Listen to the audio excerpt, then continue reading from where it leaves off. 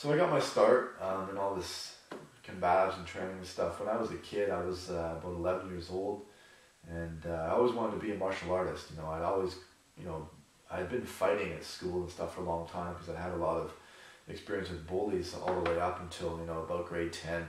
So I was always fighting, you know, on the way to school, during school, home from school, you know, a few times a week. People would try and pick on me, and I would just, you know, just sock them one, basically, just give them one, and they'd leave me alone after that. But I always wanted to be a martial artist also, you know. I always liked the martial arts and thought it looked really cool.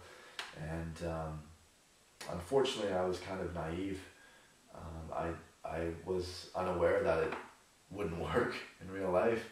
So I took karate when I was maybe 11. I took it for a few years, and I noticed I would get in fights at school, and I would never use any of the techniques they taught me in the karate. And, you know, I would always just, you know, grab the guy's shirt and pummel him and like throw him against the wall, like whatever worked.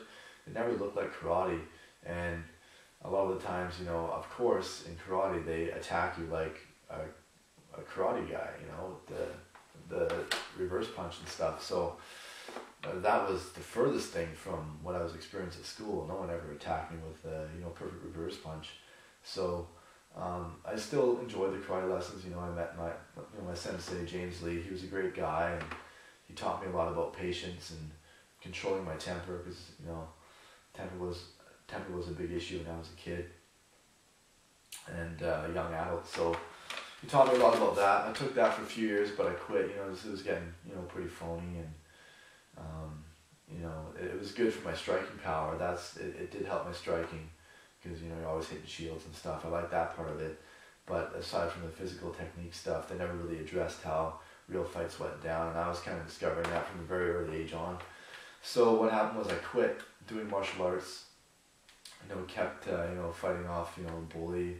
You know, as I got into my young adult, you know, this fight started getting a little bit more serious, especially in the areas I was living, and I needed something that would enhance what I already had as a skill set of managing violence. So I looked to various systems, and looking around, and I got a coach who, his name is Stan McKinnon.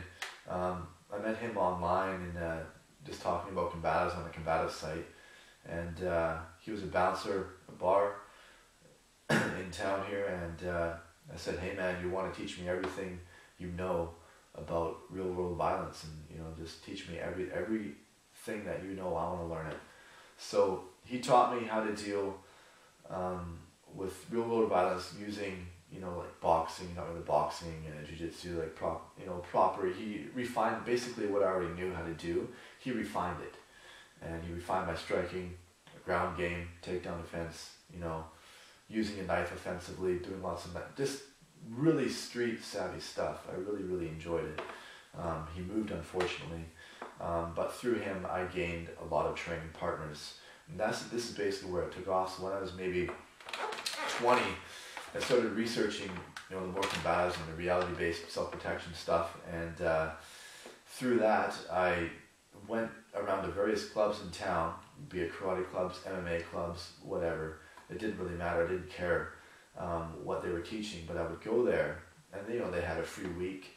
You could go for a free week or a free couple classes, and I would get training partners for the combative stuff. I would, you know, go around and be like, hey man, I'm doing this, and if you're interested, it'd be great. So I got a lot of training partners through that, and basically just pressure testing stuff under full contact, what works and what doesn't, against, you know, just rage attacks, whether it be an empty hand, knife, baseball bat, you know, mugging situations with a gun or a knife, concealed weapon awareness, you know, all sorts of stuff, but always driven for street violence. That was my number one passion and concern, was dealing with that. Discovering a system called Sanshido.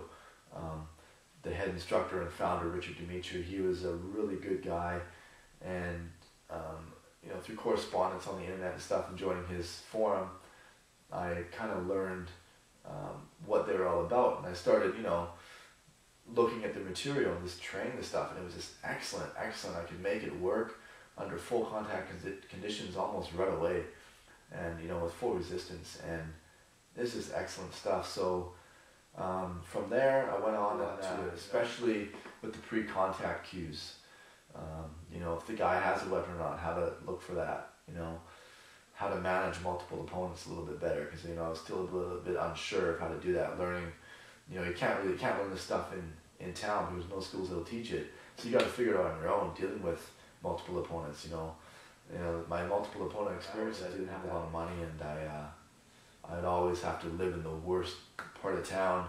Finally, I moved here in my new place about almost a year ago now, and it's great. It's kind of funny. As soon as I moved here, you know, a couple of cars got stolen, a bunch of houses are being broken into. But I guess I brought it with me. But yeah, it was. I always had to live in a bad part of town because I never had any money. You know, the job wasn't paying well. I was trying to go to school, couldn't work and go to school full time because, you know, I didn't want to give up my training as much as I loved it. So I I took a sacrifice and lived in the worst part of town, you know, for a very long time. And basically, that's, you know, all my experiences in applying what I learned through the combatives, all that stuff that I've pressure tested with partners under full contact conditions, I used, you know, to defend myself in those environments, whether it be against people just trying to push drugs on me to sell them, people trying to mug me for money. I had 2 knife situations, escaped both of those. A lot to do with luck, but you know, I won the fight and was able to go home. You know, multiple opponent situations, just a lot of just thuggery of all kinds. You know, I'm not trying to, you know, beat my chest and say, you know, I'm the toughest guy and I'm a street fighter and all that. You know, I don't consider myself a street fighter at all. I think a street fighter is some punk who goes around looking for fights, who thinks he's cool because he's causing violence and hurting people. You know, I don't like street fighters or people who call themselves street fighters at all. What I am is, I'm a guy who loves to train personal protection, combatives, and see what works under pressure, and just so I can go home and, you know, call my parents on the phone and say hi, see how they're doing, you know, and continue my life goals, seeing my friends. You know, that's why I train, you know, and it's just a big passion for me. You know, it's I just like therapy. It's a very intense form of yoga and meditation, if you will, if you think of it that way for me. And yeah, so that is my experience with violence and training and how I got my start. And yeah, you know, I plan to do this for the rest of my life.